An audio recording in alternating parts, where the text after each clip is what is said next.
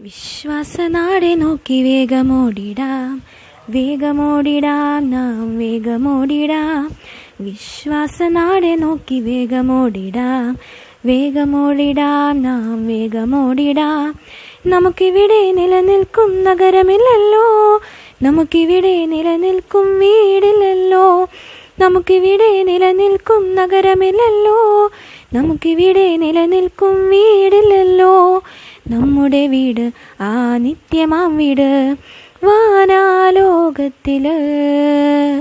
നമ്മുടെ വീട് ആ നിത്യമാം വീട് വാനാലോകത്തില്. ദൈവവചന ചിന്തകൾ കേൾക്കുന്ന എല്ലാ മാന്യ ശ്രോതാക്കൾക്കും ക്രിസ്തീയ വന്ദനം.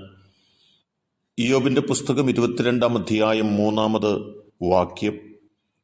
നീ നിഷ്കളങ്കനായി നടക്കുന്നതിനാൽ അവന് ലാഭമുണ്ടോ എന്നുള്ള ആഴമായൊരു ചോദ്യമാണ്. എലീഫസ് ഇയ്യോബിനോട് ചോദിക്കുകയാണ്, ഒരു മനുഷ്യന്റെ ജീവിതത്തിൽ നിഷ്കളങ്കത കൊണ്ട് അവൻ എന്ത് നന്മയുണ്ട്, ദൈവത്തിന് എന്ത് ലാഭമാണ് ഉള്ളത് എന്ന് ചോദിക്കുന്ന ചോദ്യമാണ്. നാം ശാന്തമായി പരിശോധിച്ചു നോക്കുന്നെങ്കിൽ നിഷ്കളങ്കതയും നേരും ഒക്കെ ജീവിതത്തിലുണ്ടെങ്കിൽ അനവധി മണ്ഡലങ്ങളിൽ വേദനകളും ഒറ്റപ്പെടലുകളും നഷ്ടങ്ങളും മാത്രമാണ് സംഭവിക്കപ്പെടാറുള്ളത്. എന്നാൽ വിശുദ്ധ ബൈബിൾ നമ്മെ ഓർമ്മപ്പെടുത്തുന്നത് നേരോടും വിശ്വസ്തയോടും നിഷ്കളങ്കതയോടും പരമാർത്ഥതയോടും കൂടി ജീവിച്ചിട്ടുള്ള ഏതൊരു മനുഷ്യൻ്റെയും ജീവിതത്തിൽ നഷ്ടങ്ങളും നാശങ്ങളും വേദനകളും ഒക്കെ കടന്നു വന്നിട്ടുണ്ടെങ്കിലും ദൈവം അവരുടെ ജീവിതത്തിൽ അവരെ ഒരു നാളും കൈവിട്ടിട്ടില്ല എന്നതൊരു യാഥാർത്ഥ്യമാണ്. ഉൽപ്പത്തി പുസ്തകം 37-ാം അധ്യായത്തിലേക്ക് നാം ഒന്ന് കടന്നു വരുമ്പോൾ ഒരു യോസേപ്പിനെ നമുക്ക് കാണുവാൻ കഴിയുന്നുണ്ട്. സഹോദരന്മാർ തന്നെ വകവരുത്തുവാൻ നോക്കുമ്പോഴും നിഷ്കളങ്കതയോടെ സഹോദരന്മാരെ നോക്കിക്കാണുന്ന ഒരു യോസേപ്പിനെയാണ് അവിടെ കാണുവാനായിട്ട് സാധിക്കുന്നത്. ആടുമായി വനാന്തരത്തിലേക്ക് പോയ സഹോദരന്മാർ മടങ്ങി വരുന്നില്ല എന്ന് കണ്ടിട്ട് നിഷ്കളങ്കനായ ഈ യോസേപ്പ് സഹോദരന്മാരെ തേടി ചെല്ലുകയാണ്.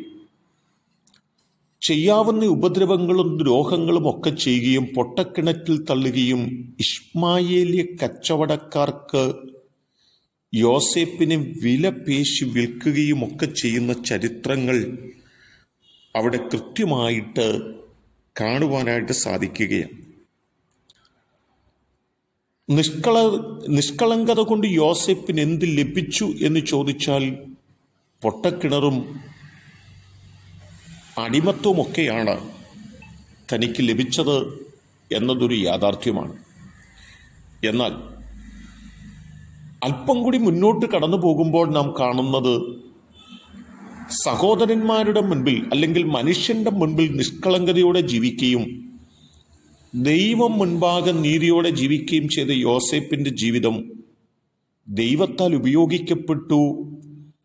യോസേപ്പ് ഏറ്റവും അനുഗ്രഹീതനായി തീർന്നു എന്ന് കാണുവാനായിട്ട് സാധിക്കുകയാണ്. ഈ ദൈവത്തിൻ്റെ വചനചിന്ത നമ്മെ എന്താണ് ബോധ്യപ്പെടുത്തുന്നത്? മനുഷ്യൻ്റെയും ദൈവത്തിൻ്റെയും മുമ്പിൽ നിഷ്കളങ്കതയോടെ ജീവിക്കുവാനാണ് ദൈവം നമ്മെ തിരഞ്ഞെടുത്തിട്ടുള്ളത് എന്നറിയുക. മനുഷ്യരുടെ മുമ്പിൽ നിഷ്കളങ്കതയോടെ ജീവിച്ചാൽ ചിലപ്പോൾ വേദനയും ഒറ്റപ്പെടുത്തലും വേദനകളും ഒക്കെ കടന്നു വരാം. എന്നാൽ ദൈവം നമ്മെ കൈവിടുകയില്ലെന്ന് നമ്മെ ബോധ്യപ്പെടുത്തുകയാണ്. നിഷ്കളങ്കതയോടെ നടക്കുന്ന ഏതൊരു മനുഷ്യൻ്റെയും ജീവിതത്തിൽ ദൈവത്തിൻ്റെ എല്ലാവിധ അനുഗ്രഹങ്ങളും നന്മകളും ഉയർച്ചകളും ലഭ്യമാകുമെന്നും നമ്മെ പഠിപ്പിക്കുകയുമാണ്. ആകയാൽ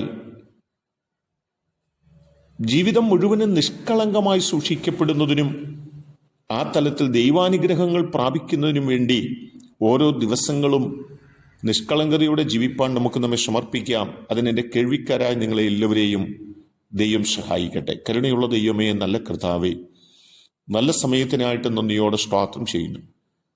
ഞങ്ങൾക്ക് ലഭ്യമാകുന്ന ഈ ചുരുങ്ങിയ ജീവിതകാലം നിഷ്കളങ്കതയോടെ ഞങ്ങളുടെ ജീവിതത്തിൽ ജീവിപ്പാനും ദൈവാനുഗ്രഹങ്ങൾ അനുഭവിപ്പാനും ഞങ്ങളെ സഹായിക്കണം. യേശു കർത്താവിൻ നാമത്തിൽ തന്നെ ആമേൻ.